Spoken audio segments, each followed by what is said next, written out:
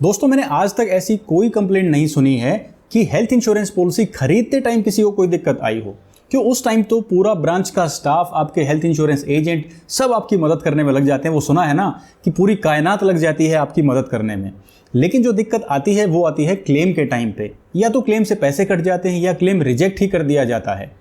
मुझे ऐसा लगता है कि आज के दिन हेल्थ इंश्योरेंस में 5 ऐसे ज़रूरी बदलाव हैं जो होने चाहिए।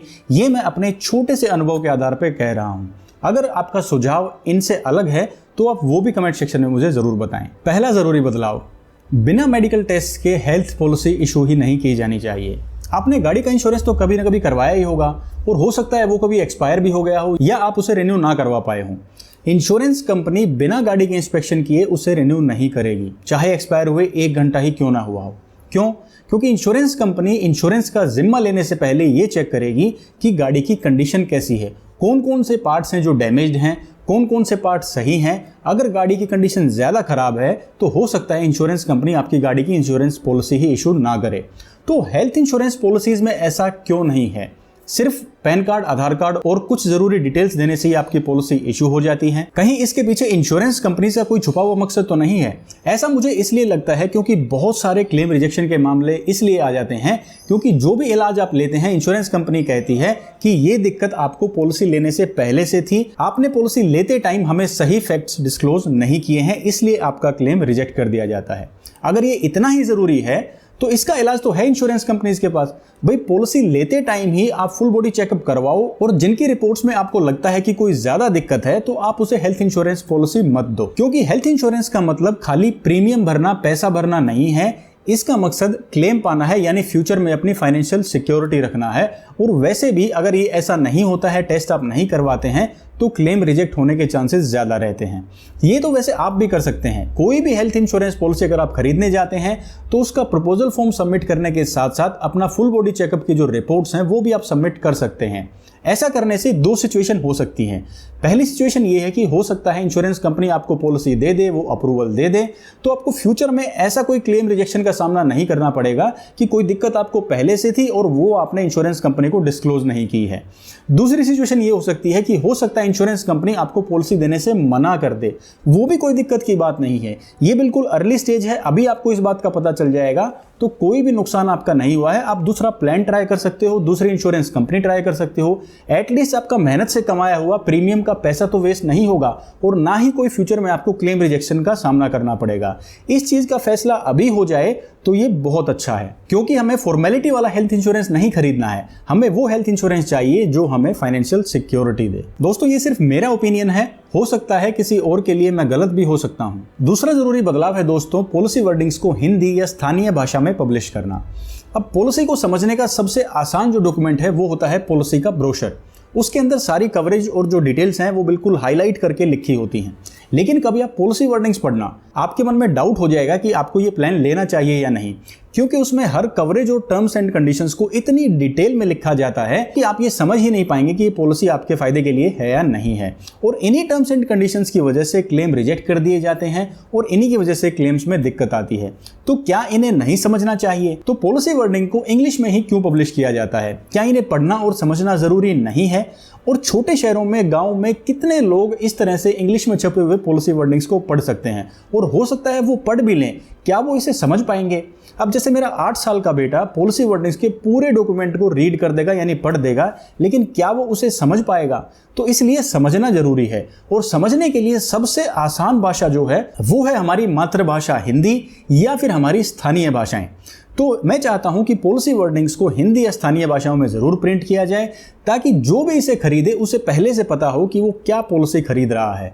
तो कहने की बात इतनी छोटी सी है कि अगर पॉलिसी वर्डिंग्स समझकर, पढ़कर कोई हेल्थ इंश्योरेंस पॉलिसी खरीदेगा तो उसे पता होगा कि समय आने पर इसे कैसे इस्तेमाल करना है। और इससे बेहतर तरीका नहीं हो सकता किसी भी चीज को बेचने का और इस्तेमाल करने का, क्योंकि ना तो हेल्थ इंश्योरेंस पॉलिसी में दिक्कत है और ना ही खरीदने वालों में दिक्कत है। दिक्कत है कि दोनों के बीच में जो कम्युनिकेशन गैप है उसे हमें फिल करना है, और पॉलिसी वर्डिंग्स को ट्रांसलेट करना उसका एक अच्छा तरीका हो सकता है। नहीं तो ज्यादातर लोगों की नजरों में हेल्थ इंश्योरेंस एक फिजूल खर्च वाला इंश्योरेंस प्रोडक्ट बन के रह जाएगा। अगर आप चाहते हैं भारत के कोने कोने में इस पॉलिसी को, हेल्थ इंश्योरेंस प्रोडक्ट को पहुंचाया जाए, तो स्थानीय भाषा में अनुवाद होना पॉलिसी वर्डिंग्स का बहुत ज़रूरी है, क्योंकि जितना समझना आसान होगा उतना इसे बेच पाना भी आसान होगा इंश्योरेंस कंपनीज के लिए, और इस्तेमाल करने वाले के लिए तो ये अच्छा है ही। जिस तरह से यूपीआई ने लेन देन को बहुत आसान बना दिया है, इसी तरह से पॉलिसी वर्डिंग्स का अनुवाद भी इस दिशा में एक बेहतर कदम हो सकता है। तीसरा जरूरी बदलाव है दोस्तों, जो फ्रॉड क्लेम्स है उनको डिटेक्ट करने के लिए एक स्ट्रॉन्ग मैकेनिज्म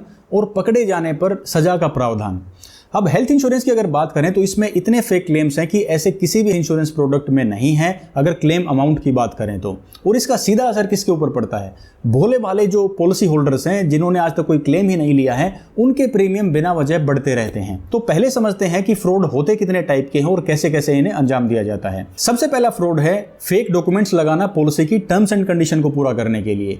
एज से जुड़े हुए फोर्स डॉक्यूमेंट जमा करवाए जाते हैं ताकि कम एज के लिए कम प्रीमियम और ज्यादा कवरेज ली जा सके, जिसकी वजह से बीमित व्यक्ति फायदा उठाता है और बाकी सबको नुकसान होता है। दूसरा है डुप्लीकेट बिल्स, यानी जब इलाज लिया जाता है उसके अलावा कुछ एक्स्ट्रा इनवॉइसेस क्रिएट किए जाते हैं फाइनेंशियल प्रॉफिट बनाने के लिए, और ये तो इंश्योरेंस के नियमों के ही खिलाफ है और उसके सिद्धांतों के भी खिलाफ है, क्योंकि इंश्योरेंस का मकसद नुकसान की भरपाई है, मुनाफा कमाना नहीं है। तीसरा फ्रॉड है दोस्तों परचेजिंग मल्टीपल पॉलिसीज, यानी एक ही बीमित व्यक्ति अपने नाम से मल्टीपल पॉलिसीज खरीदता है और एक ही इलाज का क्लेम वो काफी सारी पॉलिसीज में दायर करता है और इसके जरिए भी वो प्रॉफिट जनरेट करने की कोशिश करता है, जो कि इलीगल है। चौथा तरीका है फ्रॉड करने का दोस्तों, फ्रॉड रिंग्स में पार्टिसिपेट करना। फ्रॉड रिंग्स क्या होता है? ये ऐसा नेक्सस है जिसके अंदर डॉक्टर, एजेंट, इंश्योरेंस कंपनी के एम्प्लॉइज और साथ में बीमित व्यक्ति, ये सभी शामिल होकर इस फ्रॉड को अंजाम देते हैं। वो ऐसे इलाज का क्लेम फाइल करते हैं जो इलाज कभी हुआ ही नहीं, फर्जी इनवॉइसेस बनाए जाते हैं, फर्जी पेशेंट एडमिट किया जाता है और फिर जो भी प्रॉफिट होता है वो सभी में बांट दिया जाता है। और पांचवा फ्रॉड है दोस्तों स्टेज एक्सीडेंट या डिसेबिलिटी क्लेम, यानी ऐसे एक्सीडेंट का क्लेम फाइल किया जाता है जो कभी हुआ ही नहीं है, या फिर बीमित व्यक्ति को नुकसान, जो बीमारी का इलाज है वो कोई और ले रहे हैं और उसे एक्सीडेंट के तौर पर दिखाया जाता है, और कई बार तो डिसेबिलिटी का क्लेम भी ले लिया जाता है। ये भी बहुत बड़ा फ्रॉड है। इन सब केसेस के लिए IRDA को कोई ऐसा मैकेनिज्म लाना चाहिए जिनसे इन सारे केसेस को रोका जा सके और जो इनोसेंट पॉलिसी होल्डर्स हैं उनके ऊपर भी महंगे प्रीमियम की मार ना आए। और जो फ्रॉड क्लेम्स है ना, इनका क्लेम अप्रूवल रेशियो भी बहुत ज्यादा है, क्योंकि उन्हें ऑलरेडी पता होता है कि डायग्नोसिस में क्या लिखना है, कैसे क्लेम फाइल करना है, कहां क्लेम रिजेक्ट हो सकता है, तो वो बहुत स्मार्टली इन फेक क्लेम्स को अंजाम देते हैं। चौथा बदलाव है दोस्तों सीनियर सिटीजन्स के लिए एक स्टैंडर्ड हेल्थ इंश्योरेंस प्रोडक्ट होना। अब मान लो एक 30 साल के इंसान को हेल्थ इंश्योरेंस की ज्यादा जरूरत है या एक 65 साल के सीनियर सिटीजन को। ऑब्वियस सी बात है 65 साल के इंसान को ज्यादा जरूरत है। क्यों? क्योंकि बुढ़ापा दस्तक दे रहा है, इम्यूनिटी अभी कमजोर है, क्रिटिकल इलनेस यानी गंभीर बीमारियां होने के चांसेस भी बहुत ज्यादा हैं, और ऐसे में आर्थिक मदद का एक ही सारा नजर आता है और वो है हेल्थ इंश्योरेंस करवा लेते हैं। तो आइए देखते हैं हेल्थ इंश्योरेंस होगा कितने में।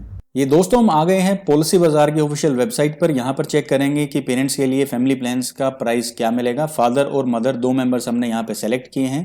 कंटिन्यू पे क्लिक करते हैं। नेक्स्ट स्टेप पे हमें बताना है उनकी एज क्या है। 68 ईयर्स फादर की एज है, 65 ईयर्स मदर की है।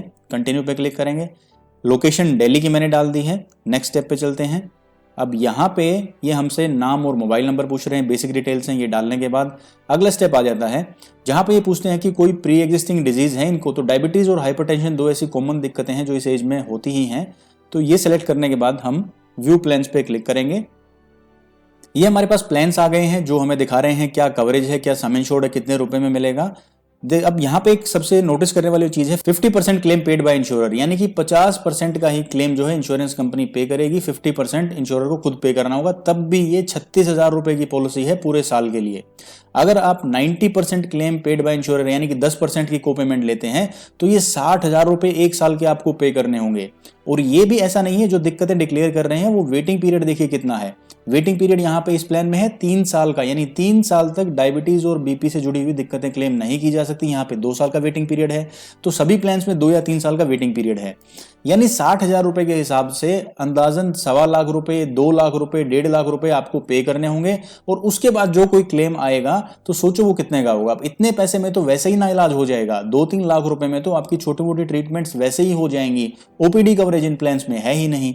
तो बेसिकली कहने का मतलब क्या है, बहुत महंगे प्राइसेस हैं, अफोर्डेबिलिटी इनकी बहुत कम है। इन पे काम करना बहुत जरूरी है। दोस्तों अगर मैं अपने पेरेंट्स के लिए या बहुत सारे व्यूअर्स का भी कमेंट आता है कि सर हमारे पेरेंट्स के लिए कोई सस्ता और अफोर्डेबल हेल्थ इंश्योरेंस प्लान बताओ, तो भाई वो प्लान नहीं है। अब दोस्तों बात करते हैं समाधान की।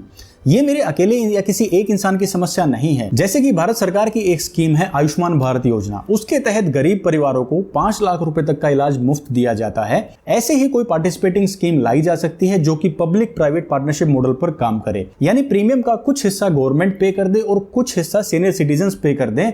ऐसा करने से senior citizen health insurance plans की अफोर्डेबिलिटी बहुत बढ़ जाएगी और इसमें हेल्थ इंश्योरेंस ट्रीटमेंट के पैकेजेस भी फिक्स किए जाएं ताकि कोई भी अनरीजनेबल क्लेम्स फाइल ना किए जाएं।